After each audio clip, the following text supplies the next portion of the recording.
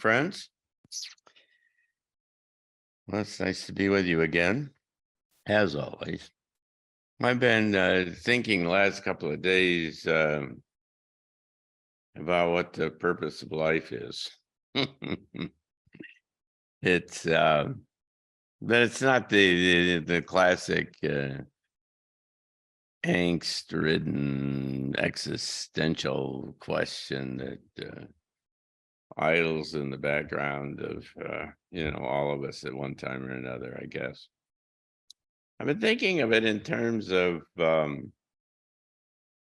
simulation and artificial intelligence and the natural and what these kinds of technologies say to us about the meaning of life. It's interesting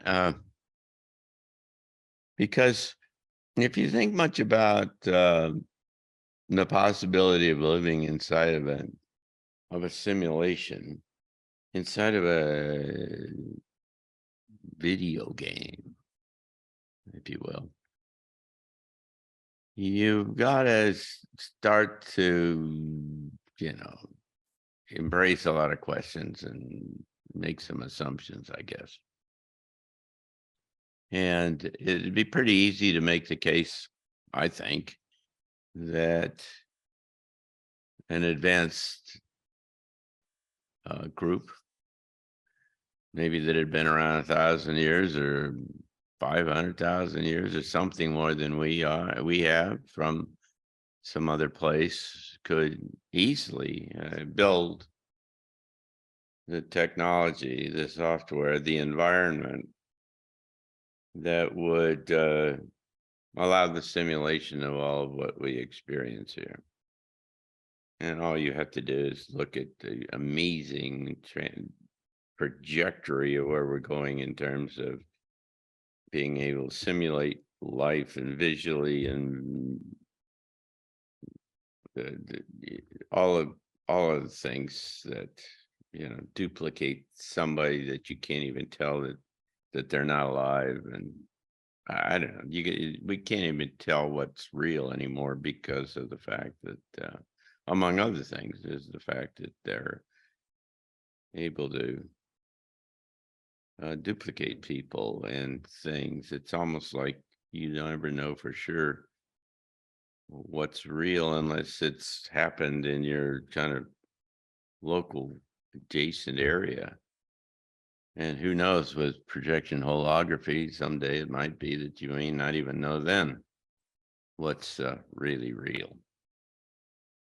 And so we'd ask yourselves, well, how can you all be loving and all that kind of stuff? Well, my, oh my, you could easily, the whole situation, the whole system is electrical, after all, this whole reality. And the emotions are electrochemical. And so, shoot, if the CIA can make you love or hate or any number of other kind of things, which they clearly can do, why in the world couldn't some advanced group of people or ability or capability be able to build an environment that duplicated all of what we see and experience? It could have all of these branching kind of functions so that you make a decision and your life goes one direction and other things. And isn't that like how really sophisticated video games were? So it's you can easily see yourself, the possibility that you could be inside of such a thing. And then you would ask yourself, well, why does somebody want that? What do they do? And what's that about? Well, then you get into all kinds of kind of control things. And I don't know why why would you want to simulate a reality if you didn't want to control that? I mean, they're almost, it seems to almost go hand in hand that the endpoint of these amazingly accelerating, powerful capabilities would be used primarily for trying to control. However you define control, but certainly if you were governments and other such things, or agencies, or again, another group. Penny Kelly came to was our last speaker in transition talks here a couple of weeks ago in Berkeley Springs, and she raised the whole possibility that the things that we see going on around us right now are all just the manifestations of a larger agenda, a larger strategy, which has all of the indications and all the characteristics of being an effort by an off-planet group, a group of aliens, if you will, who are trying to capture this planet, and that they've been at it for a long time, and they laid all the groundwork, and it's now all coming along, and it's just a wild, crazy idea at one level. I mean, I've heard about it and heard her talk about it before, but I mean, it's real easy to get yourself all wrapped up into the local things and what Biden's doing and Trump and whoever or whatever in Ukraine war. And you wonder, wouldn't that be a great game to have that you get people all involved in their little thing, and then the more advanced ones get to the place where they start to see a broader terms, and then you get to a larger place and you see it in a much more comprehensive and kind of cosmic kind of perspectives. I mean, that's classic kind of things about how complex situations kind of evolve, and particularly interesting stories and things like games go. And so there's a lot of congruency with this kind of idea, and that if it was a simulation, which is not quite the same thing as an alien group was trying to capture the place. But if it was a simulation, then you start to ask yourself, why are they doing this? And how would it be possible to extract yourself from the simulation? And we've talked about this a bit in the past, and all of the most interesting ideas I know is that you literally have to figure out a way that you disconnect from the present kind of machinery that's carrying humanity downstream, and go out and start our own thing, if you will. Otherwise, you're so closely tethered to the machinery that is driving this whole thing down toward this path of increased control, that's at some point you can't loosen yourself, you can't become untethered. So then you say, if it raises all kinds of questions, things about, the existence of a God or a transcendent being or a creator or all those kinds of things. If you're operating from inside of some kind of a simulation, or maybe it's a simulation inside of a simulation, which has been suggested to me by some who seem to have a reason for an opinion in this space, then it really becomes very disconcerting, from a logical or point of view. It's just because then, can you even get out if you wanted to and all of that? And there it goes. There you get into existential land, and it'd be really easy to just throw your hands in the air and give up and say, there's nothing I can do about any of this. What it also says that there is,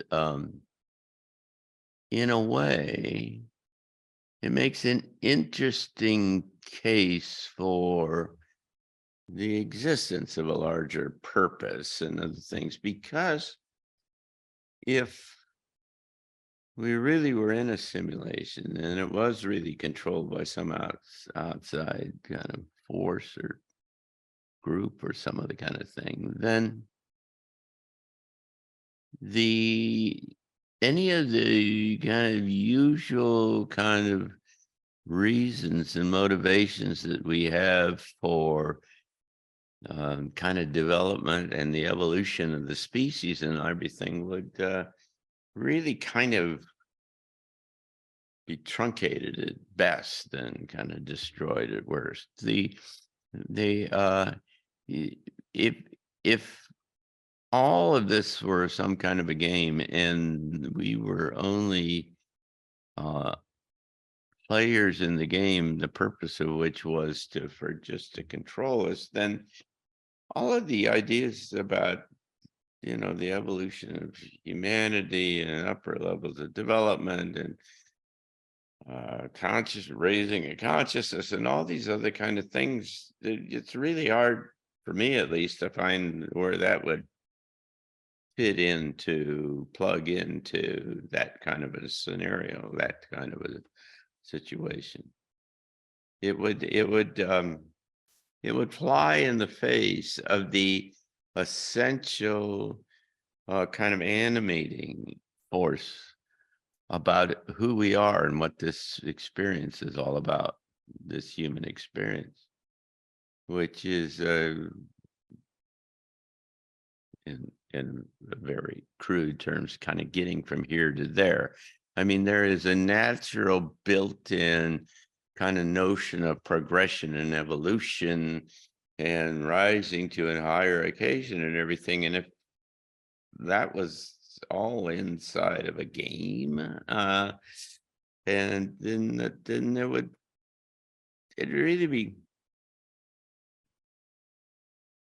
it'd be hard to knowing, at least from this perspective, and that's the problem with this kind of analysis, is that we're locked into and constrained by what's familiar and what we know and how we think reality works and so on. And if it doesn't work like that, then there's all big area of possibilities that are not even we're not even slightly aware of. We don't even understand, and it seems far-fetched that something like that might happen. So I mean, there's always that possibility. But this whole AI thing that's going like crazy, I looked into it a little bit more today, and they're about to release Chat GPT 5, and they're talking about maybe 6 before the end of the year. Well, I mean, this is nuts kind of stuff in terms of the role of humans in this reality that we live in. It's just calling into question a lot of the essential aspects, the architecture of who we think we are. Do we run the place, or do these machines run the place? I mean, is our future based upon our own abilities, or are these derivative machines that we've built going to control everything? And so I guess bottom line of all of this to me is that it is hard to believe, for me, to believe that this life has no purpose beyond being an operational component of some kind of a large scale simulation or a game or some other kind of thing. If you were wrong about that, then it would really be easy to lose hope and kind of give up on everything. But there are plenty of lots of things that are encouraging us along the line of evolution and development that would not be a component part of some kind of a simulation that was trying to constrain us, right? It's real easy to look out and see all of the efforts that are ongoing in almost every kind of physical dimension that we're aware of.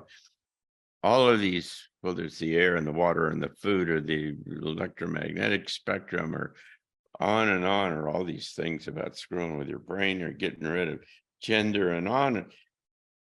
It's all just this converging effort to drive us off into this other direction, which it's really quite obvious. But there's still this spark that wants, for some of us, that wants to take us off into this next level of development, into this area where there are just capabilities and we don't even, I mean, we know about most of them in one way or another, but we don't all experience them. I mean, we read about and hear about. And, but that's enough to say that there is this intrinsic crystalline piece of stuff that is not destined necessarily to be controlled from the outside. That is not necessarily a component in a program. That it's hard to there's this interesting kind of space, and it's not religion, let me tell you, because I've been there and been there and done that. And religion is this contrived as framework that kind of defines a box that you have to stay in, and that it's political as much as anything else, as well as economic and other such. And so it's not that, although that there is this kind of larger than life, cosmic, transcendent kind of nature to religion, but they have just taken advantage of almost this innate kind of little flame of light and illumination that is inside of all of us. And so it seems to me, therefore, that that this simulation thing, it's not going to get everybody. It's going to get a bunch now, because there are a lot of people that'll just acquiesce and go along with and buy the next iPhone and whatever they're going to do. But there are some of us who are not operating in the middle of that. They're not in that groove. And that encourages me at a certain level, I hesitate around this thing because it's trying to kind of paint a picture of or define the kind of physical character of a space that almost by definition we don't understand, right? If we understood it, then we wouldn't have the kind of religions and the other kind of things that we have. We're in this transition space between one era and another one, to in one state of evolution to another state of evolution or consciousness, or however you want to define it. And so uh, but it's attendant that kind of a transition presumes that you go from one paradigm that operates in presumably one way or makes sense in one way to another one that has a whole different kind of basis of structure of meaning. And so it's kind of it's tough to make any kind of definitive judgment about where we're going and what's the nature and what enables us, and and all of that. But it just it seems to me it's certainly been um, kind of in the forefront of my mind in the last couple of days. It says that this spark of creativity, there are aspects of the human experience that just are not congruent with yet with the idea of a kind of all containing artificial intelligence kind of environment. But you can see it, you can see it all coming. It's out there and you can see the pieces. And I guess our job is to try to find the path and build the picture and the way and illuminate the way going in the other direction. But it's kind of interesting. I still have hope. This this is all going to work out.